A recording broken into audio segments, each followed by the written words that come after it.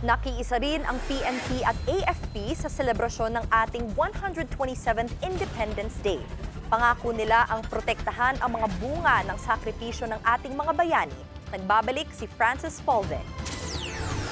Nasa 11,000 pulis ang ipinakalat sa Metro Manila para sa seguridad ngayong 127th Philippine Independence Day. Nagbantay rin sila sa mga lugar na may nakaakmang kilos protesta, kaugnay pa rin sa mga political issue tulad ng nakabinbing impeachment trial ni VP Sara Duterte. Sumentro naman sa kalayaan, kinabukasan at kasaysayan ang mensahe ni PNP Chief Nicolas Torre.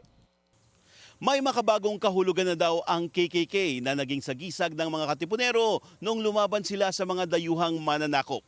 At bilang tagapagtanggol ng demokrasya at kalayaan, babantayan daw ng mga pulis ang bunga ng sakripisyo ng ating mga bayani. Ito ay ang kalayaang tinatamasan natin ngayon.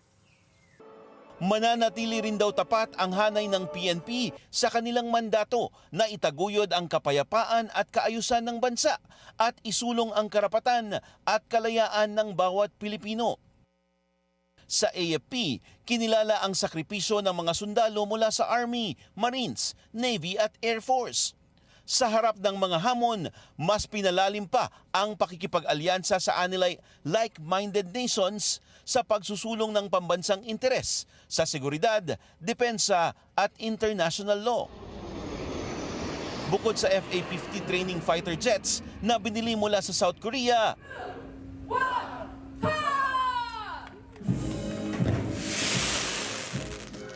inilunsad na rin ang bagong barko ng Pilipinas na BRP Raha Sulaiman sa Ulsan at inaasahang darating sa Maynila sa Setyembre. Patuloy rin daw ang AFP sa pagsupil sa mga teroristang naghahasik ng kaguluhan. Itataguyod din nila ang katarungan at transparency sa kanilang hanay. At igigiit ang ating soberanya sa West Philippine Sea. Una nang itinaas ang ating bandila sa Philippine Rice na dati ring kinilala bilang Benham Rice. Sabay nito ang paglipad ng dalawang FA-50 jet ng Philippine Air Force bilang simbolo ng kalayaan. For 127 years, our independence has been written in the blood, sweat, and service of generations of Filipinos who refused to surrender our sovereignty. Today, we carry that legacy forward. Let it be known, the Armed Forces of the Philippines is not the news here. It is all of you, the Filipino people.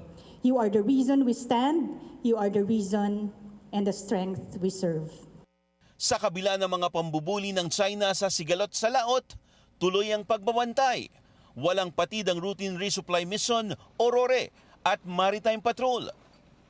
Walang bibitiw, walang susuko para sa walang patid na pagwagayway ng ating watawat sa ating teritoryo at mapanatili ang ating kalayaan sa mga susunod pang henerasyon.